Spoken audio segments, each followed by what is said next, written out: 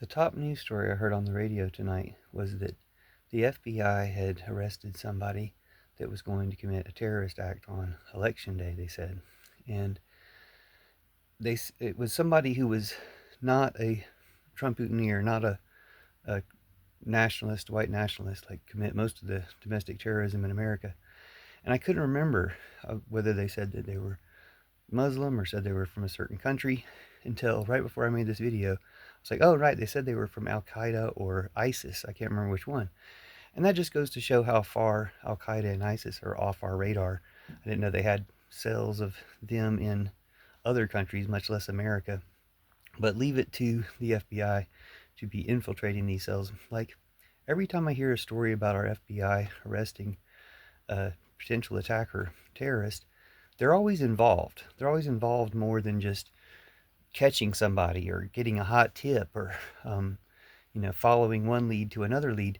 They're always the ones who are selling the weapons to the people, and they're always the people who they catch seem to always be somehow associated with other groups besides the white supremacists or white nationalists, Trump-ooneers, who commit most of the domestic terrorism. I think the numbers around 76% are committed by these Trump-ooneers, white nationalists. But for one, it wouldn't be surprising that the FBI is not pursuing them because they seem to be cozying up to the Republican congressmen whenever you hear them getting, called to testify about stuff.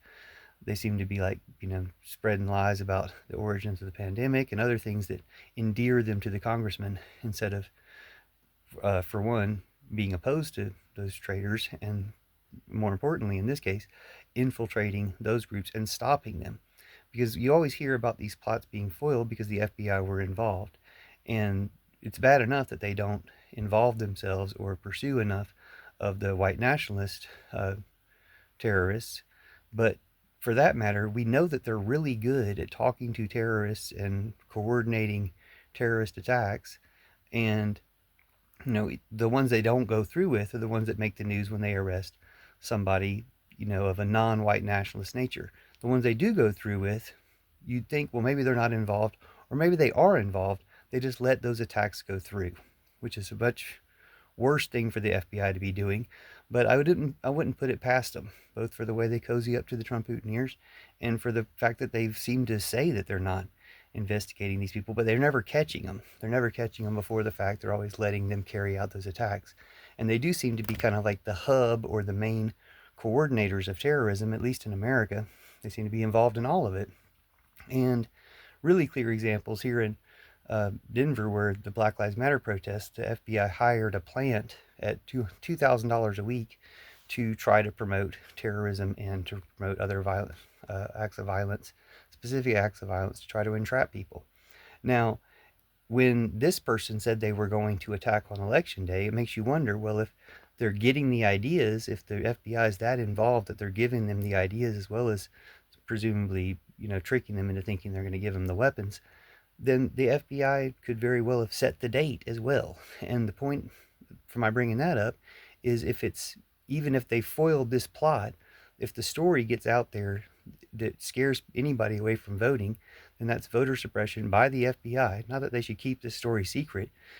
At the same time, maybe they shouldn't be entrapping people into doing this right before the election, because it would depress the vote more in populated areas, so depress Democratic vote more than traitor Trump-ooneer votes. And we should call out the FBI or investigate the FBI, both for their lack of intervening in Trump and Trump-ooneer terrorism, and for their possibly coordinating it and just letting those guys get away with it while they arrest other people that they entrap. So let's stop them, investigate the FBI, and if there's any good FBI people out there, they should be whistleblowing and turning in on the other ones, for as far as I can tell, just like other branches of law enforcement, because that's the only way to be American again when your agency has gone full traitor and full Trump-ooneer.